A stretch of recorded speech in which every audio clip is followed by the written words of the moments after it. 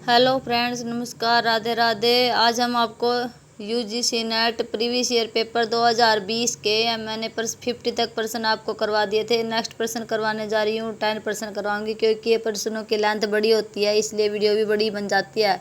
आप वीडियो को ध्यान से देखना, ये आपके लिए बहुत बेनिफिट होगी आपके आने वाले एग्ज़ाम के लिए। देखो 49 क्वेश्चन हुए थे हमारे उस दिन। अब नेक्स्ट कराते हैं। शिक्षा के संदर्भ में निम्नलिखित में से कौन से कथन सही है? इल्तुतमिश ने अपने बेटे शहजादा नसीर उद्दीन महमूद की याद में दिल्ली में नसीरिया मदरसे की स्थापना की। हाँ, ये बिल्कुल ठीक है। उसने कहाँ करी थी? दिल्ली में नसीरिया मदरसे की। किसकी याद में? उसका बड़ा बेटा था इल्तुतमिश का, नसीर उद्दीन महमूद, उसकी मृत्यु के बाद की थी। ठीक है। रजिया ने मिनहाज सिरहाज को इसका प्राचार्य नियुक्त किया। हाँ।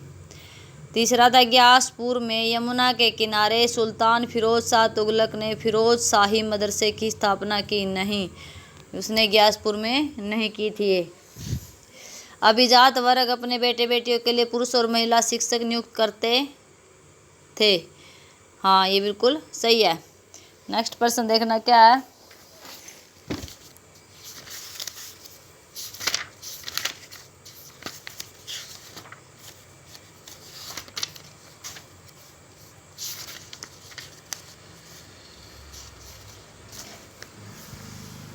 देखो, सुल्तान मोहम्मद तुगलक द्वारा जारी सांकेतिक मुद्रा के संबंध में निम्नलिखित में से कौन से कथन सही हैं? बर्नी के अनुसार इन सांकेतिक सिक्कों के लिए जो धातु इस्तेमाल की गई वह तांबा था। फरिश्ता का कहना है कि वह कांस्य और पीतल था, और दूसरे सिक्कों पर सिर्फ अरबी में लिखा गया था, जबकि इन सांकेतिक सिक्कों पर फारसी में भी लिखा हुआ था। सांकेतिक सिक्कों पर लिखी इबादत को स्पष्ट और पठनीय बनाने पर कोई ध्यान नहीं दिया गया था। कौन कौन से ऑप्शन सही है इसमें? ए, बी और सी सही है, डी गलत है। ठीक है। बर्नी ने क्या कहा कि जो मोहम्मद बिन तुगलक ने 1330 ईस्वी तांबे और फरिश्ते ने कहा पित्तल के सिक्के चलाए थे। इनमें नवीन पित्तल था और तांबे के सिक्कों को कानूनी घोषित कर दिया गया था।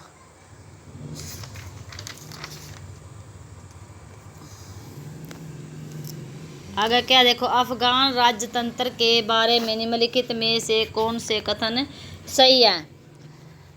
बहलोल के विपरीत सिकंदर लोदी ने राज सिंहासन पर बैठना शुरू किया।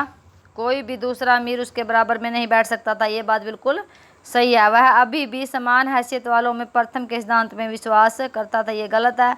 अमीरों और आम जनों के सामने सुल्तान की श्रेष्ठता स्थापित करने के लिए उसने राज्य के दूर दराज के क्षेत्रों में राजकीय फरमान जारी करने के विस्तृत नियम बनाए। हाँ, ये ठीक है। एक प्रभावशाली गुप्तचर व्यवस्था सुल्तान को राज्य विशेष अमीरों द्वारा गतिविधियों से सूचित रखती थी।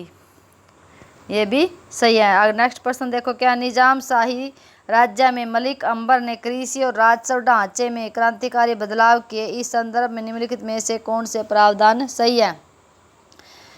कुछ बच्चे सोचते हैं कि प्रीवियस ईयर प्रश्न नहीं आएंगे, लेकिन प्रीवियस ईयर प्रश्न ही आते हैं। इनका थोड़ा सा स्टेटमेंट चेंज हो जाती है। इन्हीं के अंदर से ही स्टेटमेंट को लेंथी करके एक दूसरे के प्रश्न को उठा कर दिया जाता है, इसलिए इन प्रश्नों को ध्यान से देखना और याद रखना। मलिक अंबर ने भू राजस्व संग्रहण उगाही को ठेके पर देने की प्रथा समाप्त की। उसने भू क्षेत्र का आंकलन सरसरी निगाह द्वारा अपने नजरपहानी की शुरुआत की। नजरपहानी के अंतर्गत जमीन को बागत और नाबूद में बांटा जाता था।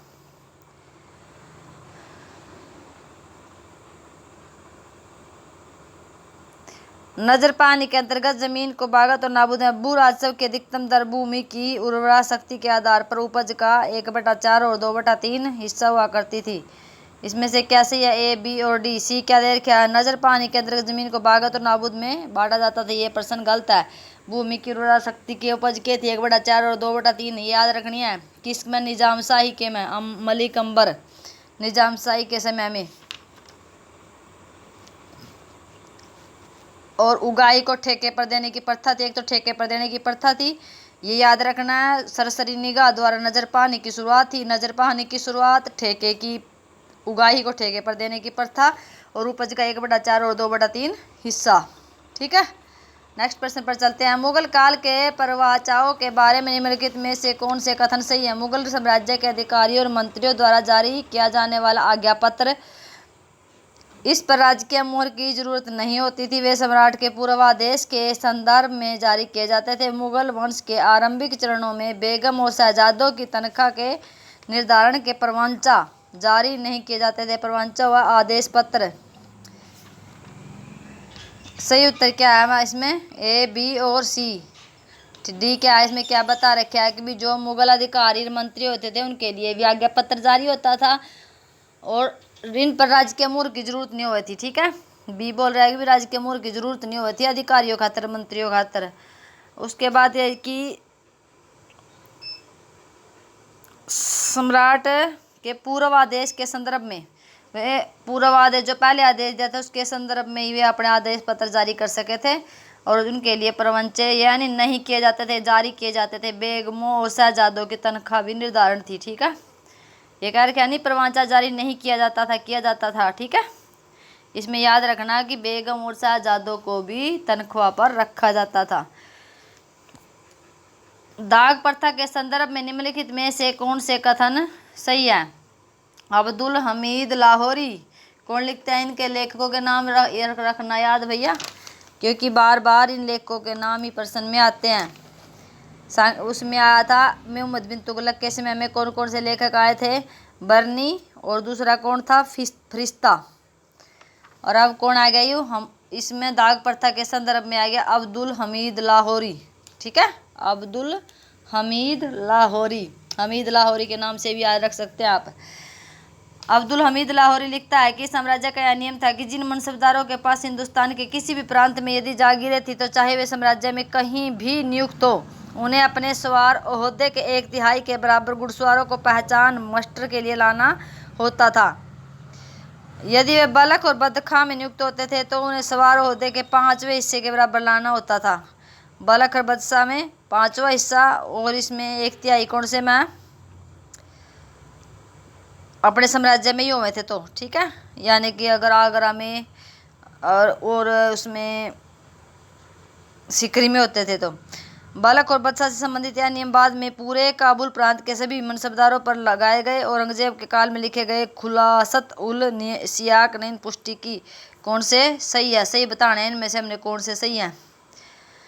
बी, सी और डी सही है, ए गलत है। ठीक है, ए क्या है कि घुड़सवार के लिए 1/3 के बराबर घुड़सवारों को पहचान मस्टर के लिए आना होता था, ये गलत है। बाकी ये बलख और बदखा, बलख और बदखा में जो अफगानिस्तान में वहाँ नियुक्त हुआ था उसके लिए 5वां हिस्सा देना पड़ा था। ये पहला तो काबुल में थे, फिर सारे पहला तो ये कहाँ थे? सिर्फ ये नियम काबुल में लगा रखे थे, कंधार और काबुल में। अब फिर के उसके बाद क्या लगाया? पूरे प्रांत में नियुक्त कर दिए। औरंगजेब के जब उत्तरार्ध काल था, उत्तरार्ध काल हुआ है, लास्ट का काल उत्तर काल, उसमें कौन से नियम कोई पुस्तक लिखी गई थी? खुलासत उस सियाक। इस पुस्तक का नाम याद रखना भाई, खुलासत, खुल गया उस सियाक।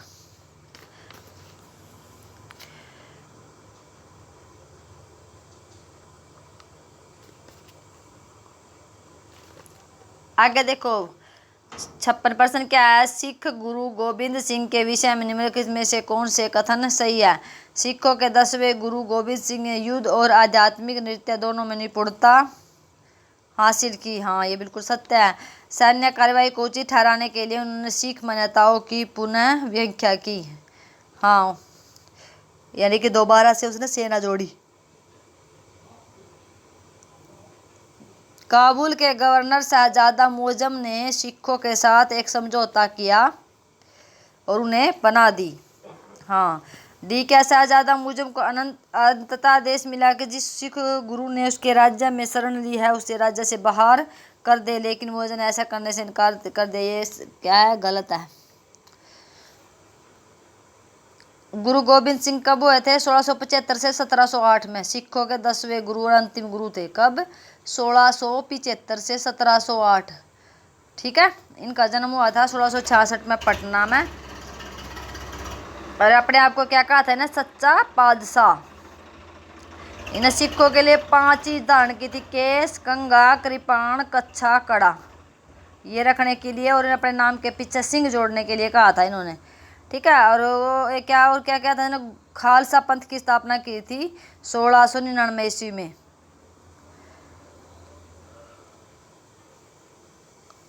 और सिखों के लिए पाहुल प्रणाली भी शुरू की थी भाई इसने। धार्मिक ग्रंथ आदि ग्रंथ को वर्तमान रूप दिया था गुरुवाणी, सिख समुदाय का गुरु का कार्य करेगी। 1708 में नांदेड़ नामक स्थान पर क्या हो गया था, इनका गुलखा नामक पठान ने गुरु गोविंद सिंह की हत्या कर दी थी, गुलखा पठान ने।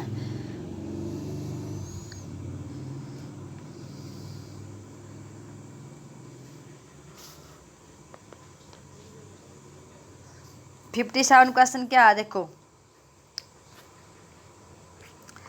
भारतीय राष्ट्रीय कांग्रेस के संबंध में निम्नलिखित में कथनों में से कौन सा कथन सही है। एक आंदोलन के रूप में उन विभिन्न राजनीतिक झुकावों, विचारधाराओं, सामाजिक समूह वर्गों को सम्मिलित किया जब वे प्रजातांत्रिक और धर्मनिरपेक्ष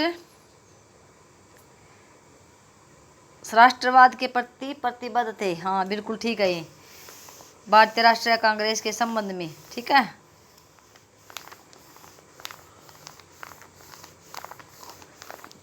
धर्मनिरपेक्ष राष्ट्रवाद की स्थापना की थी। ठीक है, और राष्ट्रवादी नेताओं ने जन आंदोलनों को संगठित नहीं किया, परंतु उन्होंने उत्पीड़कों के विरुद्ध वैचारिक संघर्ष किया। संगठन अपने आप होता चला गया जब उन्होंने जो पीड़ित थे किसी न किसी कोई जाति से, कोई धर्म से, उनको ऊपर उठाने की कोशिश किया, ऐसे संगठन बनता चला गया। आरंभिक राष्ट्रवादी नेताओं ने प्रेस और वाक स्वतंत्रता के प्रत्येक उल्लंघन के विरुद्ध संघर्ष किया। कई राष्ट्रवादी नेताओं ने प्रेस द्वारा और किसी ने भाषण के द्वारा, वाक को भाषण देना, तो उन्होंने क्या करा था, उल्लंघन करा था बड़े बड़े संघर्ष के विरुद्ध।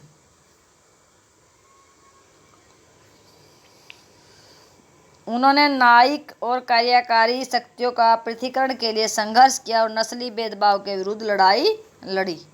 ठीक है, 4 ऑप्शन सही है। 58% क्या है, लॉर्ड कर्जन ने निम्नलिखित में से कौन से अलोकप्रिय विधायी और प्रशासनिक कदम उठाए जो लोकप्रिय नहीं थे और लेकिन प्रशासनिक कदम थे। किसने, लॉर्ड कर्जन ने। लॉर्ड कर्जन का काल 1901 से 1899 में आया था ये, और 1904 तक रहा। क्या करा था इसने, कलकत्ता म्यूनिसिपल अमेंडमेंट एक्ट पास किया था। हाँ, उसके बाद इंडियन यूनिवर्सिटीज एक्ट पास किया था।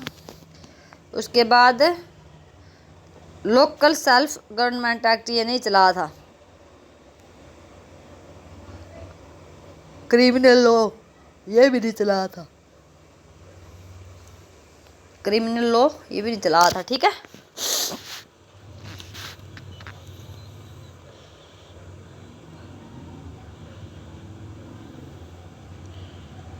विश्वविद्यालय आयोग की स्थापना की थी 1902 में। 1901 में कर्जन ने क्या करा था, पुलिस आयोग की स्थापना की थी। 1901 में सिंचाई विभाग की स्थापना करी, 1902 में पुलिस विभाग की स्थापना करी, और 1902 में ही विश्वविद्यालय कॉलेज, ठीक है,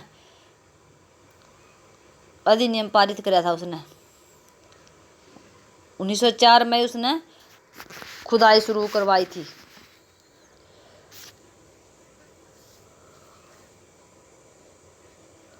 उन्नीस 1905 में रेल मार्गों के लिए विशेष सुझाव भी दिया था इसने, लॉर्ड कर्जन ने।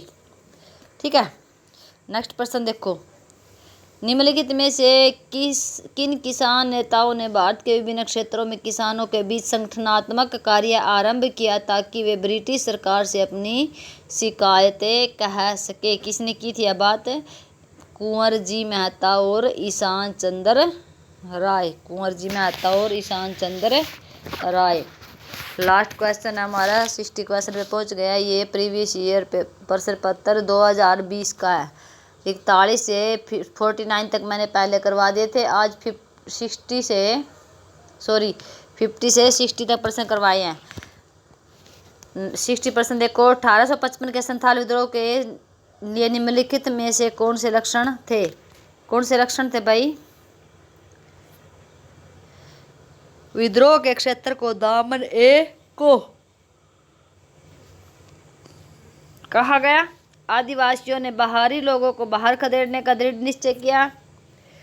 जी विद्रोहियों ने विदेशी सत्ता को पूरी तरह से ध्वस्त कर देने की घोषणा की। आदिवासियों के पास आधुनिकतम हथियार थे। ग्वालों और लोहारों, दूध वाले और लोहे के काम करने वाले आदिवासियों का विरोध किया। ए, बी और सी सही है, इसमें डी और ई गलत है। विदेशी ध्वस्त करने की भी घोषणा करी थी उन्होंने, बाहर खदेड़ने का भी निश्चय किया था। दाम ने कोह की नीति भी बनाई थी 1885 ईस्वी में। संथाल जनजाति का विद्रोह सबसे तीव्र और महत्वपूर्ण था। कहाँ हुआ था? भागलपुर से राजमहल तक। इसमें था जो क्रांतिकारी नेता थे वे कौन थे? वीरभूम, बांकुरा, सिंहभूम, हजारीबाग, भागलपुर और मुंगेर तक फैला था यू। वीरभूम, बांकुरा, सिंहभूम और हजारीबाग। ये थे हमारे 10 क्वेश्चन। आप हमारी वीडियो कैसे देखते रहिए। Thank you watching this video.